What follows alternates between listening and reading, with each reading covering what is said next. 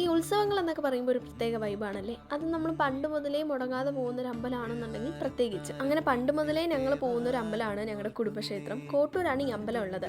കുഞ്ഞിലെ എനിക്ക് എൻ്റെ ചേച്ചിക്കും സ്ഥിരം താലപ്പൊലി എടുക്കുന്നൊരു അമ്പലം കൂടിയായിരുന്നു കേട്ടോ ഇത്. കുടുംബക്കാരെല്ലാവരും കൂടി ചേർന്ന് നടത്തുന്ന ഒരു ഉത്സവമായതുകൊണ്ട് തന്നെ പുറത്തുനിന്ന് അങ്ങനെ അധികം ആളുകളൊന്നും വരാറില്ല. കുടുംബക്കാർ തന്നെയാണ് ഈ ക്ഷേത്രത്തിലെ എല്ലാ കാര്യങ്ങൾക്കും ഉണ്ടാവാറുള്ളത്. എൻ്റെ അമ്മമ്മയുടെ കുടുംബമാണ് കേട്ടോ ഇവിടെ ഉള്ളത്. എല്ലാ ഉത്സവങ്ങൾക്കും മുടങ്ങാതെ വരുന്ന ഒരാളായിരുന്നു എൻ്റെ അമ്മമ്മ. പക്ഷേ ഇത്തവണത്തെ ഉത്സവത്തിന് അമ്മമ്മയുടെ കൈ ഒടിഞ്ഞതുകൊണ്ട് തന്നെ അമ്മമ്മയ്ക്ക് വരാൻ പറ്റില്ല.